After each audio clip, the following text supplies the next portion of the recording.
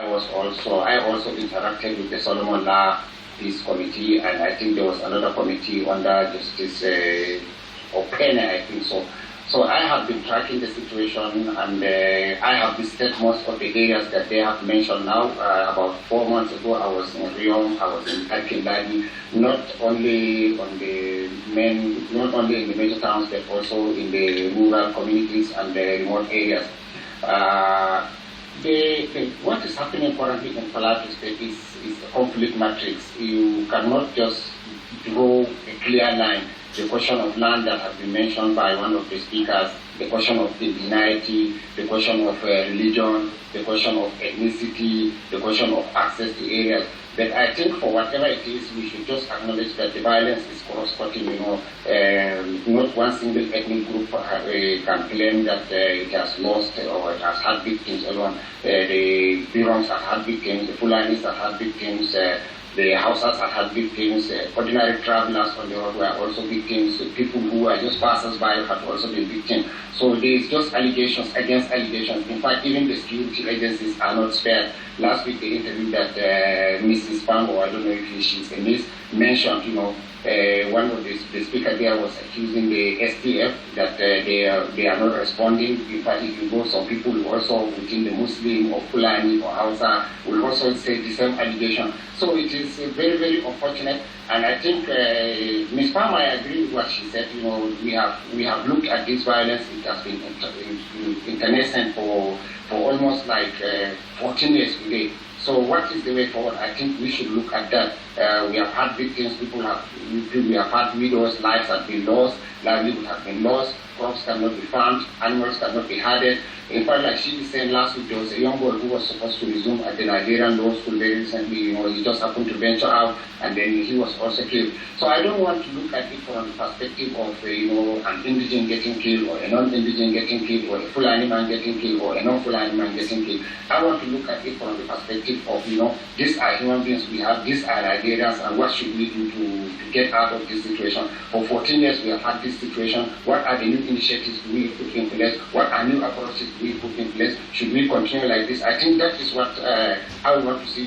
We should focus on what is happening. Like I said, we have always condemned it. It has been unfortunate. I have tracked it. Almost all the commissions of inquiry that looked at the Plateau crisis, I have participated, both as a member of the ATL, both as a lawyer. So is it possible that all the commissions of inquiry could not come up with a solution to this? I mean, you're saying since 2001. So all the commissions of inquiry that have been sitting and have been looking at this matter haven't been able to come up with a solution? Exactly. If you look at it from the solutions have been proffered, but what has been happening, the lady, which I agree with what she said, there have been political failure in the past in looking at the recommendations and implementing them. Some of them might not be comfortable, some of them might not be politically convenient, but for us to find peace, we have to look at those ones, find a way of implementing them. I mean, that was the reason why they were set up. They have come forward with wonderful ideas and solutions on how to go about this thing.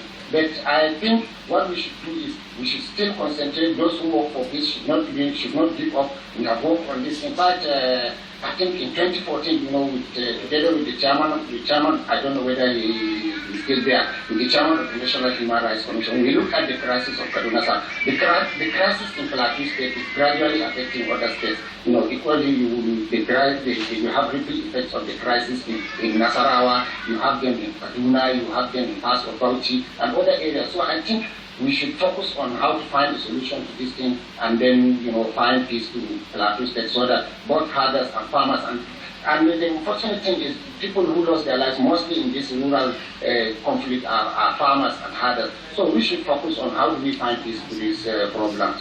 All right, Mr. Marco. Yes, please. He's talked about solutions have been preferred before now, but they appear not to have been adequate. You're one of those, you survived an attack, right? Why do you think the solutions that have been preferred by this commission of inquiry haven't been sufficient? Well, this commission of inquiries had names of people penciled down responsible for the killings in Plateau State. Their names were written in black and white. Different commissions. Yes, the different commissions. The solutions were proffered, but like you said, failure of government to actually implement the recommendations. But, however, I had the privilege of serving as the chairman of the local government. And my experience as chairman of the local government, clearly shows, the Fulanis that are with us, not willing to listen or to obey constituted authority. As chairman, I held meetings, peace and security meetings on a weekly basis. And each time I called for a meeting, the leader of the Fulanis in Rio, the Hardo of Rio, will not attend the meeting. Each time I called for a meeting, he will not attend such meetings. And this killing, we must call a spade a spade. Exactly. Of course, we are looking for a solution. How do we get out of this? But then, we still have to look at the issues. Who is at the receiving end? You will see a Fulani settlement and a Birom settlement. An attack will be carried, no single Fulani man will be killed. The question is, before now, the Fulanis and the Birom people used to live together. Yes. So what happened? What changed? Yeah, there was a standard rule. Because the Fulanis and the Birom were living together. Before a Fulani man comes to a community, first and foremost, he gets to the leader of that community, that is the traditional head of that community, and announce his arrival. Now he is given a portion of land to settle and take care of his cattle. And normally, he pays community tax, or what we call Jangali then. And his allegiance is to the traditional ruler of that place. But with time, they begin to bring other Fulanis who do not consider this as a prerequisite for peaceful coexistence. Okay, just hold your thoughts. Yes. We have this call coming in from Mohammed in Abuja. Hello, Mohammed. We lost him there. Who do not consider this as a prerequisite for peaceful coexistence. And perhaps these other Fulanis do not understand the interest of the complex nature of the cultural matrix of the Birom society. And they were doing their things on their own, and with time, these things begin to happen. Lawlessness came into being, and people do not even value the lives of those they need any longer. Okay, let's look at how do we get back to the point where peace will be restored? Because the back and forth will not help in any way. How do we get back to the point where peace is restored? Yes, we will get back to the point where peace will be restored when people obey constituted authority. Because they are saddled with the responsibility of the protection of lives and properties of the citizens. And therefore, it has been saddled with the responsibility. Please hold your thoughts, just hold on. Udoka from Kogi, hello. Hello? Yes, go ahead.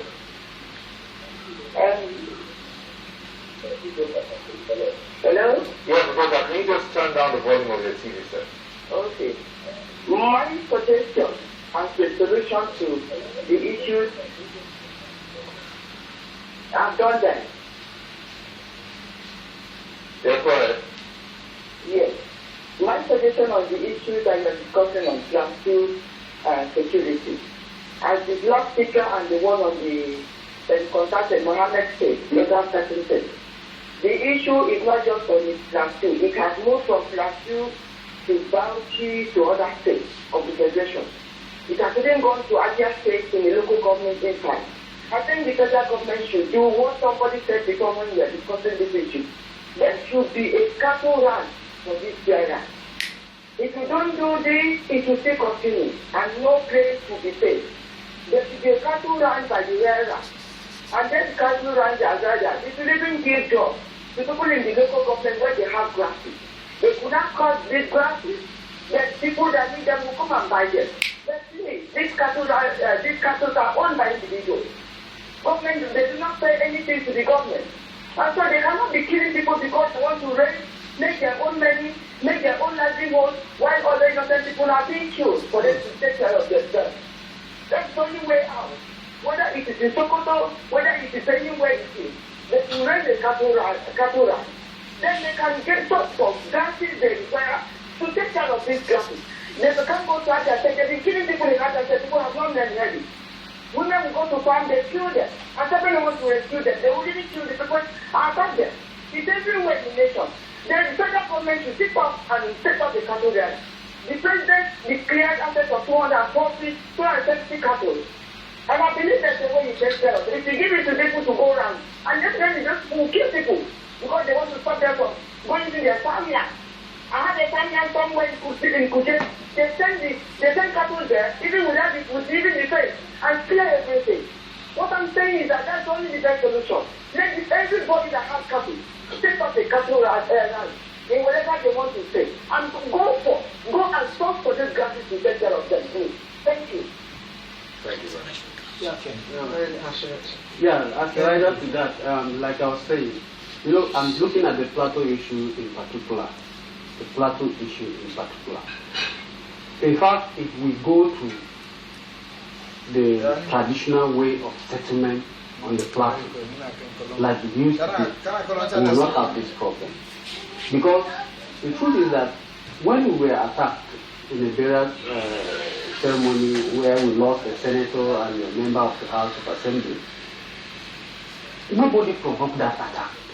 Nobody. There was no issue to provoke that attack. But we are saying here is that it's because people have refused to adhere to the traditional way of doing things. There is always a leader in a particular place that you find yourself. So if you, submit yourself to that authority, all these things will give way. And I think the basic reason why this crisis and these killings are still going on is because somebody somewhere has refused to submit himself. The Plateau man, if you look at the Gazetteer of Northern Nigeria, the truth is that my sister was talking about indigenous citizenship. There's no mention of Hausa Fulani anywhere in the Gazette. And this Gazette was prepared by the Hausa Fulani themselves. It wasn't the Birom or the Plateau person. So, they came, and that's the basic truth. And they don't want to accept this. The solution to this problem at the moment is that let us obey constituted authority and let those that have been saddled with the responsibility, the son and earth, to take care of life and property of the citizens that have given them that mandate to represent them in whatever capacity, let them protect the people. Okay, he's talked about, I'll come back to Tuka later, talk about the traditional authorities and constitutional authorities, basically in terms of solution. But he's talked about those that came the Gazette and all. Would that make any difference? If the people decided, okay, let's return to what it used to be, go back to the traditional rulers and sort things out from the traditional angle, would that help? Thank you. Can I answer that from a human rights? 1 second, please. We have William from Abuja. Hello, William. William, good day.